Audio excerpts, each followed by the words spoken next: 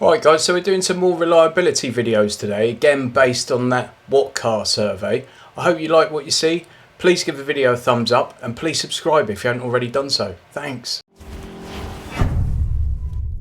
This is from WhatCar once again. Basically all the cars are under 5 years old and it's the most reliable cars according to their survey, which had more than 16,000 owners respond. So we're going to go through these in categories. Where shall we start? Let's start with the beginning. I haven't looked at these in advance, so hopefully my reaction's a genuine first time reaction. It just might make my video even more unprofessional than usual, if you can imagine such a thing. Let's start off with most reliable small cars. Number one's Dacia Sandero. Most reliable car is one of the cheapest cars on the market. Reliability rating 100%. What went wrong? Nothing.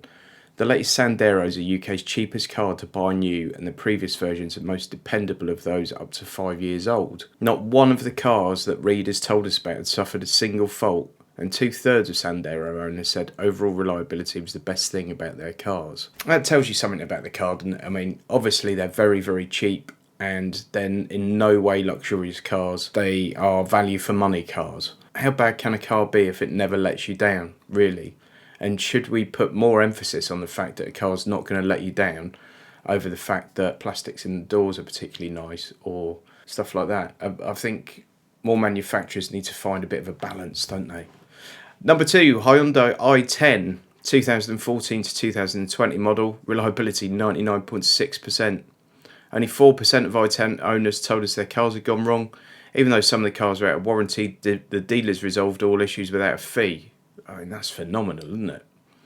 Suzuki Swift, 2017 to present. Just 3% of Swifts suffered from a fault in the previous 12 months. According to owners, with air conditioning glitches the only issue. All cars could still be driven and all repairs were carried out for free. Brilliant. We've got the least reliable here as well. I'm just going to touch on those in each category because I did a separate video on the least reliable cars. Number one's the Fiesta. You know, probably the most popular small car still. 74.9%. So 25% of the ones reported on it had a fault. That's terrible. Look at this one. My problem started when it was just 3 weeks old, and have included water leaks, suspension issues and broken engine mounts. That's atrocious. Number two is the VW Polo. If someone said to you, what's the most reliable small car, off the top of your head, you'd say Polo, wouldn't you? You just would. It'd be VW or something. And number three, Seat Ibiza, which is basically a Polo, really, isn't it? So let's have a look at the further list of the most reliable. So Suzuki Swift there, number three. Hyundai i20, Honda Jazz, Mini hatchback, Ford Fiesta. So Ford Fiesta is most reliable and unreliable. Okay, so that's the Fiesta 2008 to 17. And this horrendous one here is 2017 to present. So that's the current model, which is a really nice looking car. Volkswagen Up, Renault Clio, Kia Rio, Kia Picanto, Audi A1, Skoda Fabia. So this is the list from top to bottom, basically. Okay, so on to family cars. Number one's a BMW 1 Series from 2011 to 2019. 98.7% reliable. That's brilliant. Just 6% of petrol 1 Series models went wrong compared with 30% of diesels. Still, even though many were out of warranty, all the cars we were told about were put right for free with 100% of work done in a day or less. Build quality inside and out second to none.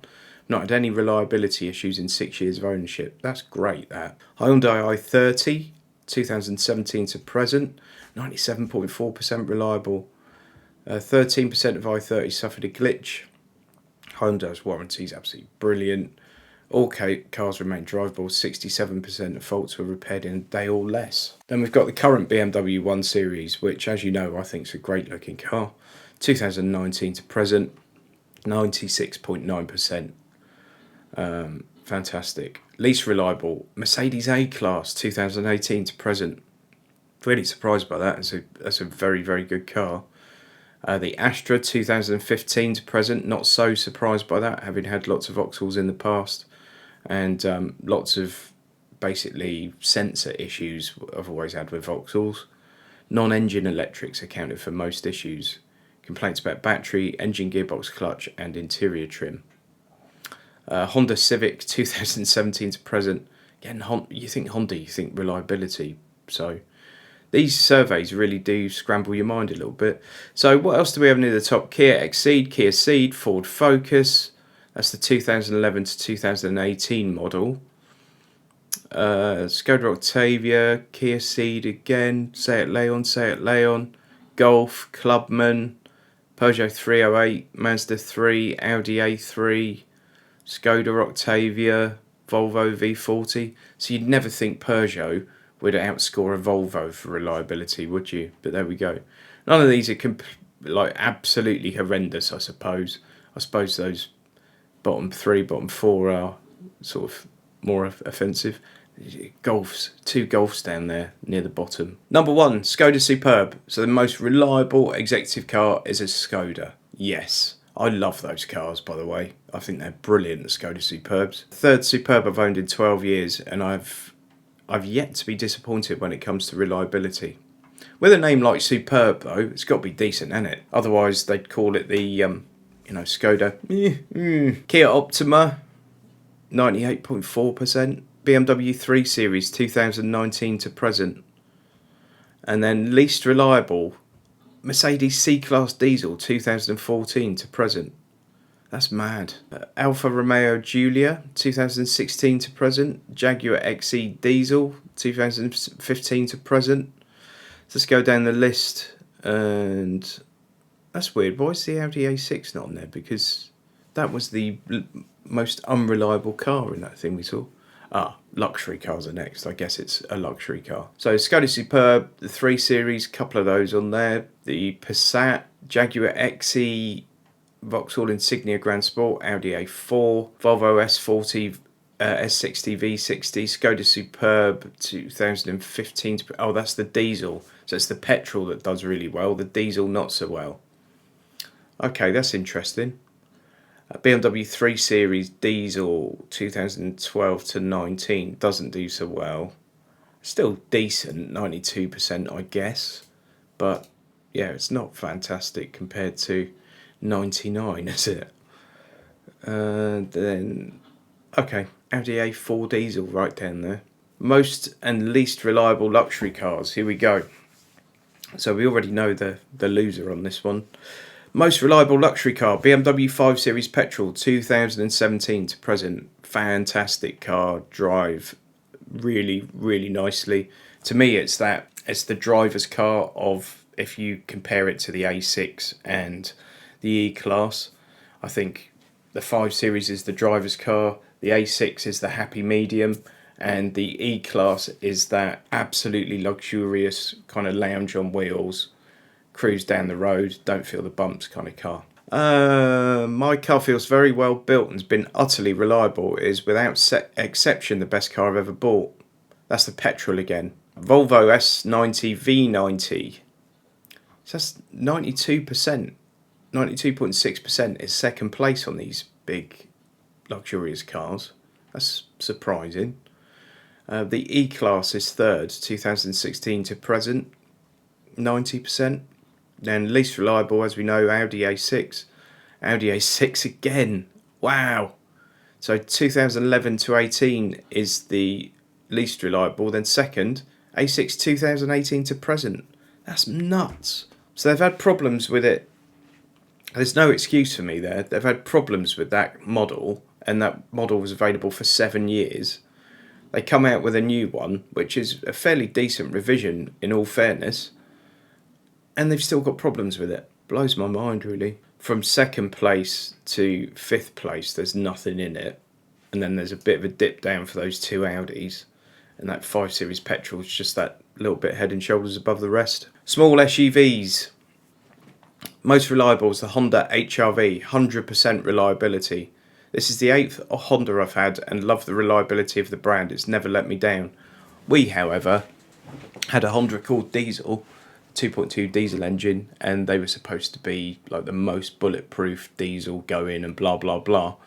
It was an old one. It had 90,000 on it, but had good service history, and I think we paid $5,000 for that car, and we spent about $3,000 in bills in the first year, and that was using a guy doing backdoor work from a Honda dealership who charged us next to nothing for labour and was getting us parts for, you know, a fraction of the cost. And it broke down probably 4 times, came back to the house twice on the back of a low loader. Actually, I think we had it 2 years. But yeah, we had terrible problems with Honda. So you do think of Honda as being properly reliable and everything else, but there are still lemons out there, so don't forget that. A Mazda CX-3 2016 to present, perfect, 100%.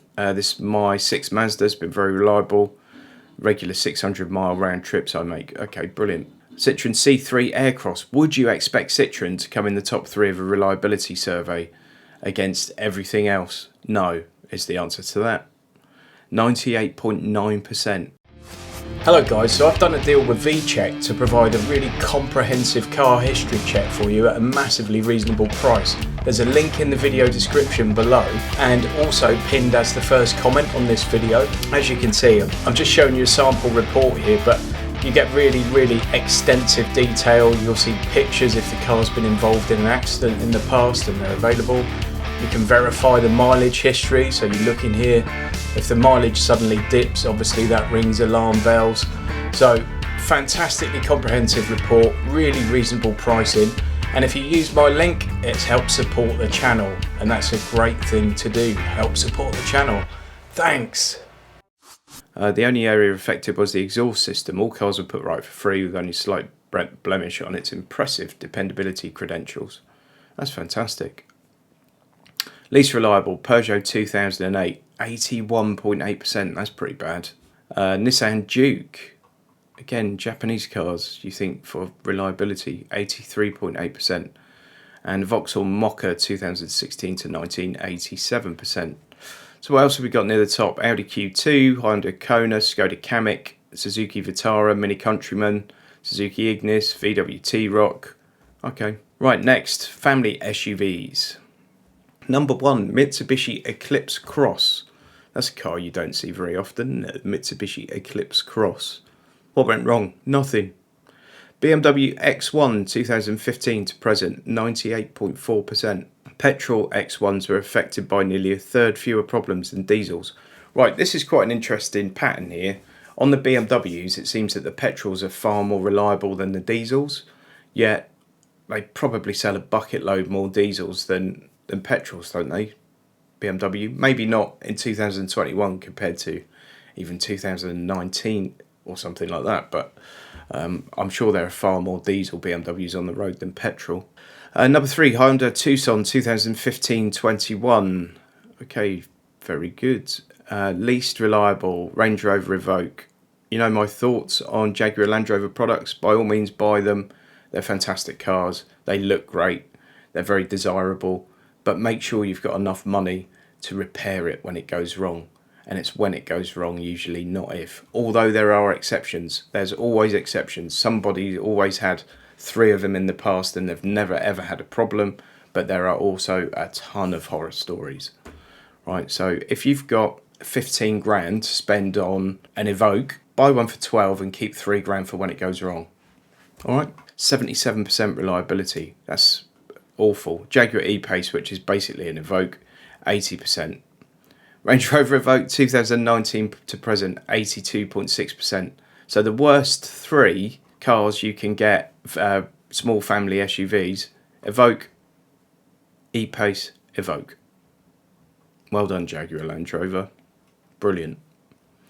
So up near the top we've got BMW X2, Dacia Duster, Kia Sportage, Renault Kadjar. Again, Renault Kadjar beating a Volvo XC40 for reliability, albeit by 0.3%. Skoda Karoq, Mazda CX-30, Toyota CHR, BMW X1, that's the diesel one. So the diesel one's 95%, petrol one's 98%. Audi Q3, VW Tiguan. Okay, just look at that Evoque though, 77%. In fact, the best Evoque there, 82%. That's scandalous, those. Most and least reliable large SUVs. BMW X3, most reliable, 97.7%. And that one is petrol. Mazda CX-5 petrol, 2017 to present. Honda CR-V 2012 to 18. Least reliable, Nissan X-Trail 2014 to present, 59.7%.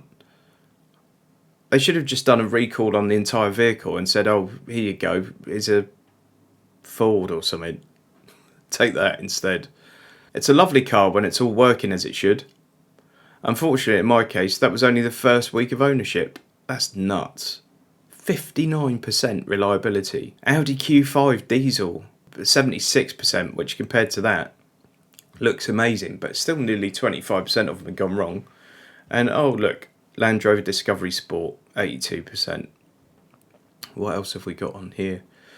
The Diesel X3, only just under the petrol one.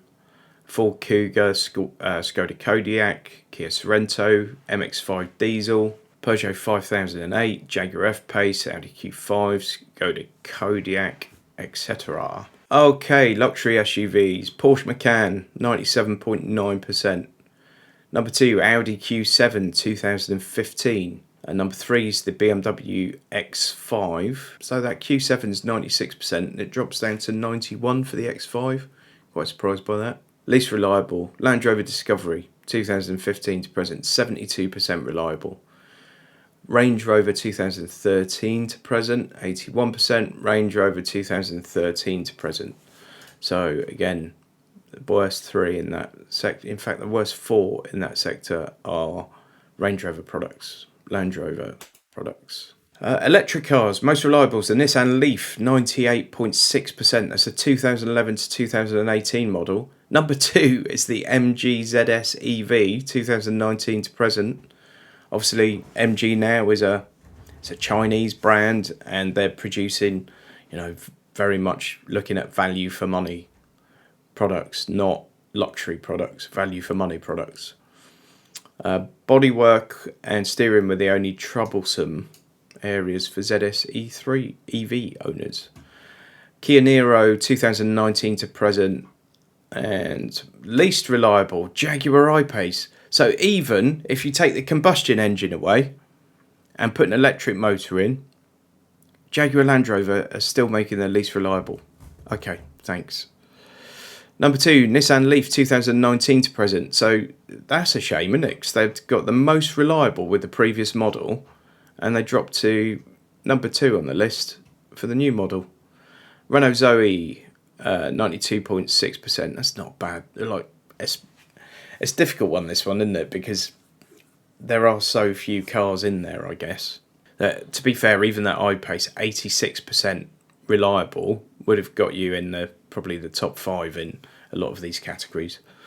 Most and least reliable hybrid cars. Number 1, Lexus NX, 98.6%. Toyota RAV4, 99.1%. Probably, I would guess, the same platform as the NX. Honda CR-V hybrid 2018 to present. And then least reliable, BMW X5. Least reliable, BMW, really? 89% though, so it's not that bad at all, is it? Outlander PHEV, 93.8%. Volvo XC60, 95%. And I mean, again, 95% would have won some of these. MPVs. Number 1's the BMW 2 Series Grand Tourer or Active Tourer 2015 to present. I'm actually looking at buying one of these at the moment to replace our VW Touran.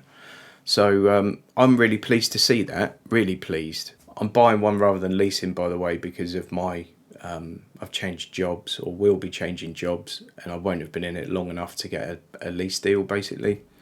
But it may be a temporary thing, or it may be we just keep this one and run it into the ground, and then maybe we lease the second car. Mercedes B-Class 2019 to present. I've always really liked a B-Class. Then I wouldn't really call them an MPV because they've only got 5 seats, and I feel like an MPV should have 7 seats. But I've always liked the B-Class. I know they're a bit Postman Pat-esque in their styling, but I've always liked them. Number 3, Kia Carens 2013 to 2019. Least reliable is the VW Touran, which I've got sat on the drive right now. First car I've had in many years that's broken down. It's happened twice for different reasons.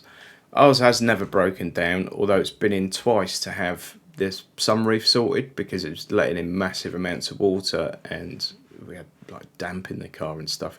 And they tried to charge us for it. and I told them to put their bill in a place on their body where not much sunlight gets in, if that makes any sense. And we got the work done under warranty, as we should have done originally.